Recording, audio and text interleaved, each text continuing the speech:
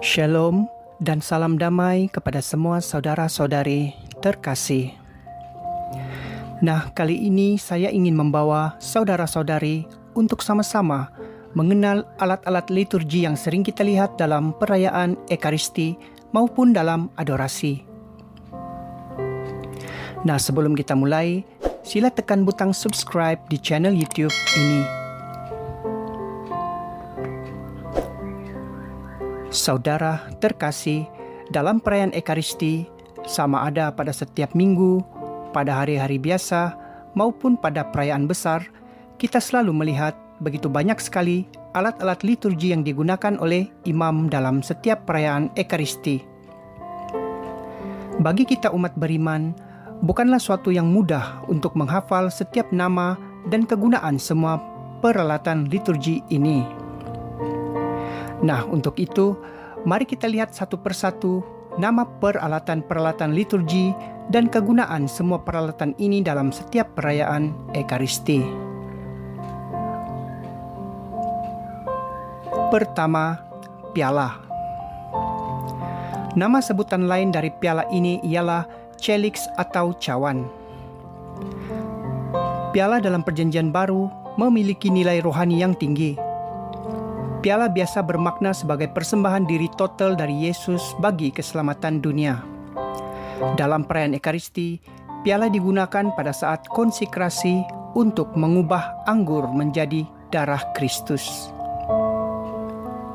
Piala biasanya dibuat dari logam mulia dan berlapisan emas. Kedua, purificatorium. Kata bahasa Latin purificatorium berarti pembersih atau digunakan untuk membersihkan. Purificatorium ini merupakan sehelai kain lenan berwarna putih berbentuk segi empat, digunakan untuk membersihkan piala, sibori, dan patena.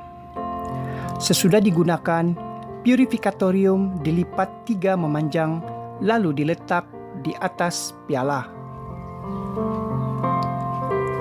Ketiga, patena. Patena berasal dari bahasa Latin yang berarti piring, yang berfungsi sebagai tempat menaruh hosti besar yang dihaskan untuk imam. Patena hendaknya dibuat serasi dengan pialanya dan dibuat dari bahan yang sama, yakni logam berlapisan emas. Keempat, pala. Pala berasal dari bahasa Latin pala corporalis yang berarti kain untuk tubuh Tuhan. Pala tersebut adalah daripada kain lenan putih yang keras dan kaku seperti papan, digunakan untuk menutup piala. Kelima, korporal. Korporal merupakan sehelai kain lenan putih 4 segi dengan gambar salib kecil di tengahnya. Dalam perayaan Ekaristi, korporal digunakan sebagai alas untuk bejana-bejana, suci, roti, dan anggur. Keenam, sibori. Sibori atau sebutan Latin ciborium ini adalah bejana berupa piala tetapi mempunyai penutup di atasnya. Sibori adalah wadah untuk roti-roti kecil yang akan dibahagikan kepada umat masa komini. Sibori juga dibuat dari logam mulia dan bahagian dalamnya disaluti emas. Ketujuh, pyxis. Pyxis dari bahasa Latin pix yang berarti kotak adalah sebuah wadah kecil berbentuk bulat dengan ensel penutup. Biasanya digunakan untuk menyimpan hosti kudus untuk orang sakit atau yang akan ditaktakan dalam kebaktian sakramen Maha Kudus. Ke-8, monstrans.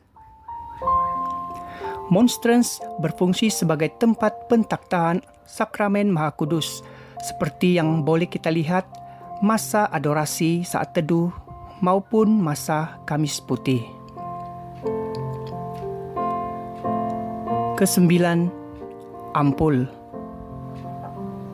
Ampul adalah dua bejana yang dibuat dari kaca atau logam, berbentuk cangkir kecil dengan penutup di atasnya. Ampul adalah bejana yang digunakan imam atau dikon untuk menuang air dan anggur ke dalam piala. Kesepuluh, lavabo.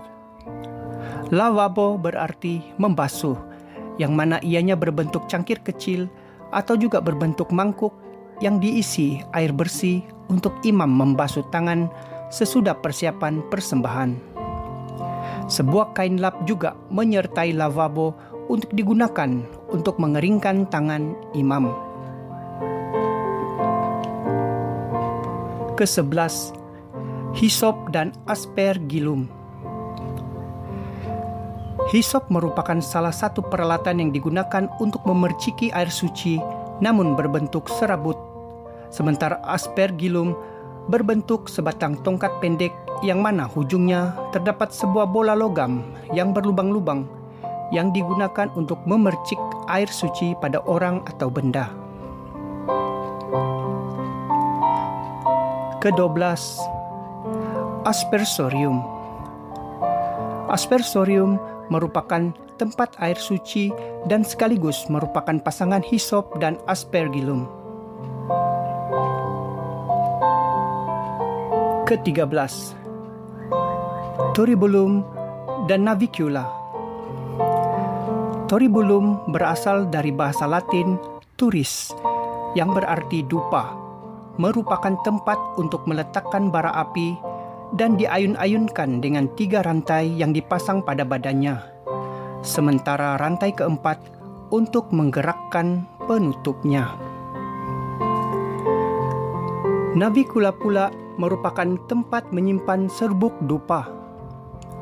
Asap dupa yang dibakar naik ke atas melambangkan naiknya doa-doa umat beriman kepada Tuhan. Ke-14, sakramentarium.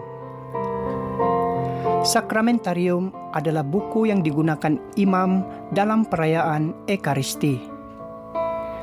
Buku ini sering juga disebut dengan nama Missale Romanum atau buku misa.